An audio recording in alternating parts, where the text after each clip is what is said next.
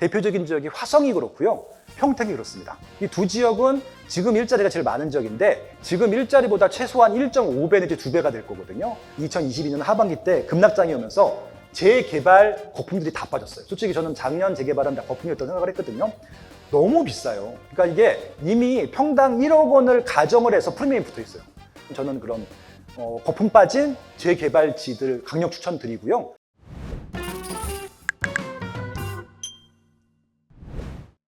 흔히 이제 우리 추천 부탁드리면 강남, 마용성, 분당, 판교 이런 거 사시라고 하는 전문가들 많은데 네. 이거 다 좋은 거 다 알고 있지만 그렇죠. 너무 비싸잖아요.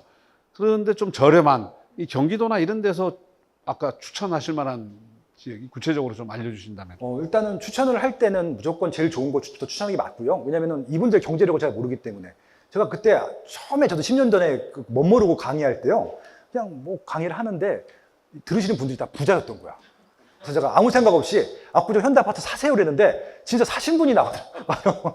그러니까 이게 일단은 비싼 것부터 추천하는 게 맞는 이유 중에 하나가 수요가 제일 많거든요. 가격이 높다고 하는 거는 수요가 제일 많다는 얘기입니다. 가격이 낮아질수록 수요가 줄어드는 겁니다. 그래서 일단은 지금 말씀하신 대로 강남, 상구, 마영성 사시는 게 맞아요. 여기는 수요가 있기 때문에 여기서도 좋은 곳 사시는 게 맞고요. 재건축은 철저하게 양극화가 됩니다. 재건축도 비싼 재건축이 더 많이 비싸지고요. 싼 재건축들은 재건축이 진도가 안 나갈 가능성이 높아요. 그렇게 좀 접근하시면 되는데 지역 말씀하셨으니까 일단 좋은 지역부터 내 경제력으로 살 수 있는 데를 체크해 보시면 좋을 것 같고요. 그럼 이제 이게 안 돼서 정말 난 돈이 없다라고 하시는 분들 같은 경우 돈이 있으면은 이 좋은 입지에 재건축 하시는 게 제일 좋고요. 돈이 없는 분들은 신도시를 들어가셔야 되는데 거긴 아직도 저렴하거든요. 미래 수요가 증가할 때 아까 말씀드린 것 중에 제일 중요한 게 뭐라고 말씀드렸죠? 일자리입니다. 일자리가 막 증가하는 지역들이 있어요. 대표적인 지역이 화성이 그렇고요. 평택이 그렇습니다. 이 두 지역은 지금 일자리가 제일 많은 지역인데 지금 일자리보다 최소한 1.5배 내지 2배가 될 거거든요. 그럼 여기는 미래 수요가 더 많이 증가할 겁니다. 다행히 화성이나 평택, 뭐 동탄 빼고 다른 화성 말씀드리는데 싸요. 평당 1,000만 원대밖에 안 합니다.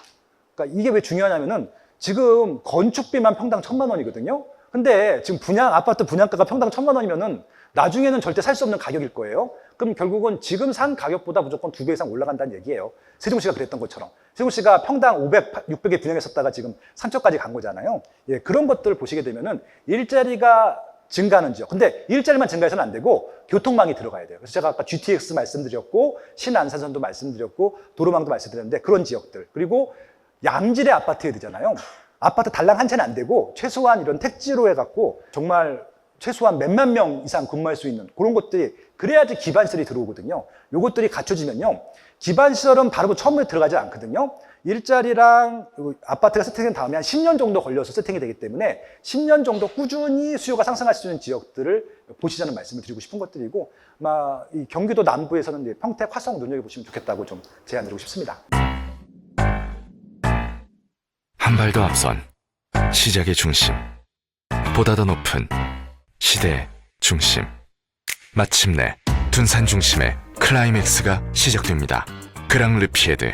근데 이 부동산 시장을 보는 두 가지 시각이 있는 것 같아요. 하나는 이제 긍정론과 하나는 부정론. 부정론 혹은 이제 폭등론, 폭락론, 뭐 저희들은 언론에서 그렇게 분석하는데 그 대표적인 게 부정적으로 부동산은 우상향 안 할 것이다라는 믿음이 있어요. 그게 바로 이제 부동산이 이제 일본에서 고령화에 의한 뭐 집값의 장기 침체. 물론 일본도 요즘 집값 많이 오르고 있어요. 하지만 한국 사회에서도 야, 일본처럼 되는 거 아니냐. 뭐 3, 40년 침체하는 거 아니냐. 이런 우려를 하시는 분들이 많이 있어요. 결국 그게 영원한 무주택자로 남는 또 그런 게 되는데 거기에 대해서는 어떻게 생각하십니까? 그러니까 이제 이거는 좀 실제 그렇게 될 수도 있어요. 그게 되고도 있고. 이게 무슨 말씀이냐면은 이게 전체를 다 똑같이 움직인다고 판단을 하는 순간부터 문제가 생기는 것들이거든요. 그렇게 움직이진 않아요. 일본도 마찬가지고 어느 나라도 다 마찬가지입니다.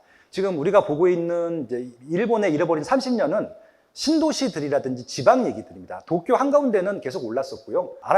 조금만 알아보시면 다 아시는 내용들입니다. 저는 이제 부동산 전문가이기도 하지만 제가 좀 어떻게 보면 이상주의자였던 것 같아요. 그러니까 저는 이제 어떤 생각이 있었냐면 지방이 비싼 주택들이 아니라 제가 워낙 답사를 다니는 걸 되게 좋아하고 지방을 되게 좋아해서 늘 다닙니다. 어저께도 3군데를 돌렸고 전 평일에도 무조건 주말에도 가요. 전국에 17개 광역지자체가 있는데 그 지자체마다 집이 한 채씩 있어가지고 17채를 세컨드하우스로 계속 돌면서 살 생각들을 한 거예요. 젊었을 때부터. 실제 그렇게 했었고요. 근데 지방은 싸요. 되게 쌉니다. 그러니까 몇 천만 원짜리 집들이 많은 겁니다. 그래서 저는 전국에 있는 거의 모든 지자체 집을 다 샀다 팔았다 해봤잖아요. 지금도 갖고 있는 것도 있고요. 모 지역의 모 아파트는요, 제가 지금 15년째 갖고 있는데 10원도 안 올랐어요. 그러니까 이런 아파트들은 아까 장기적인 침대랑 똑같은 거죠. 왜냐면 인플레이션을 감안하면 이건 마이너스거든요. 근데 물론 그 아파트에 제가 추가로 들어간 돈은 없어요. 왜냐면은 전세가랑 매매가랑 세팅이 끝나가지고 이미 전세가가 매매가가 올랐는데 세팅 끝난 다음부터는 가격이 안 올라요. 근데 제가 세금은 매년 내고 있기 때문에 마이너스가 맞죠. 그러니까 이건 뭐냐면 결국은 제가 부동산 잘 몰랐던 15년 전에는 미래 수요가 줄어드는 입지에 줄어드는 수요가 있는 아파트를 잘못 산 거죠. 그러니까 이런 시행착오를 겪지 말라는 것들이고, 지역에 따라서 결국은 수요가 증가하거나 최소한 유지가 될 수 있는 부동산을 사게 되면은, 상품을 사게 되면은 그것들은 극복할 수 있다는 것들이고, 아까 뭐 일본 말씀하셨지만 일본의 신도시나 지방 그렇지만 도쿄 같은 경우는 월세 되게 비싸요. 그러니까 월세 수익이 나오는 주택으로 접근해도 되고 그냥 시세 차익으로 접근해도 되는 부동산이 도쿄에도 있고요. 한국도 마찬가지입니다. 한국도 지금 인구가 이동하는 것들을 보게 되면 철저하게 일자리 베이스로 움직이거든요. 지방은 지금 철저하게 줄고 있는 이유 중에 하나가 일자리가 기하급수적으로 줍니다. 아시겠지만 지금 1차 산업, 2차 산업, 3차 산업이 있는데 지방은 1차 아니면 2차 산업 베이스로 다 산업이 형성이 되어 있는데 1차 산업은 이미 붕괴를 했죠. 2차 산업이 조금 뜨다가 2차 산업도 거의 붕괴가 됐고 2차 산업도 지금 남은 게 첨단 제조업만 남아있는데 첨단 제조업은 지방에 거의 없고 몇 개 지역만 있고요. 2차 전지나 반도체 하는 데만 있는데 특히 반도체는 지금 다시 또 서울 수도권으로 옮겨오는 분위기라서 그마저도 줄고 있거든요. 그러다 보니까 지방에서는 지금 그런 첨단 제조업 남아있는 지역들만 유지될 것 같고 그리고 수도권에서 내려가는 혁신도시, 기업도시 부분만 좀 남을 것 같고 나머지는 이제 일자리가 없을 거예요. 그래서 결국은 없어진 일자리만큼 서울, 경기에 많이 생기고 있어서 지금 기하급수적으로 경기도로 이사를 엄청 옵니다. 1년에 10만 명이 넘게 이사를 와요. 계속. 그래서 이제 더 기하급수적으로 증가할 텐데 이런 부분들. 결국 그래서 지금 지방에서는 아무 부동산 사시면 안 될 것 같고 저처럼 하면 안 된다는 얘기고요. 적어도 지방에서도 거의 강남 역할을 할 수 있는 그런 부지라든지 그런 상품들, 그리고 서울, 경기에서는 일자리가 급격히 증가하는 지역들, 그리고 수요가 증가하는 지역들, 그런 것들을 좀 눈여겨보자라고 좀 제안드리고 싶습니다. 네. 이건 딴 데서도 뭐 이런 질문을 많이 했더라고요. 저도 제일 듣고 싶은 답인데 10억 원이 있으면 어디에 투자해야 되느냐 뭐 이런 얘기 있더라고요. 10억 현찰로만 10억이 있으면 할 때 되게 많고요. 꼬마 빌딩 하셔도 돼요. 왜? 대출이 많이 나오니까. 이런 얘기 말씀드리면 그렇지만 법인으로 받으면은 80%까지 나와요. 그러면은 거의 한 7, 80억짜리 살 수 있는 건데. 그 정도 10억 이상이 있으면요. 할 게 너무 많다는 얘기고요. 꼬마 빌딩을 하셔도 되고, 지금 좋은 게 뭐냐면은 작년에 2022년 하반기 때 급락장이 오면서 재개발 거품들이 다 빠졌어요. 솔직히 저는 작년 재개발은 다 거품이었다고 생각을 했거든요. 너무 비싸요. 그러니까 이게 이미 평당 1억 원을 가정을 해서 프리미엄이 붙어 있어요. 노량진 뉴타운, 한남 뉴타운, 성수 전략정비용 노량진 뉴타운이 20억 이하로 살 게 없는 겁니다. 그럼 그 돈 주고 20억 주고 생돈 주고 살 거면 강남구 신기 아파트 들어가면 되는데 그걸 왜 사요? 근데 그걸 사시는 분들이 있더라고요. 몇 건 거래되지 않았지만. 근데 그게 다 빠졌어요, 지금. 한남 뉴타운도 10억이면 삽니다. 노량진 뉴타운도 10억 안 들어요.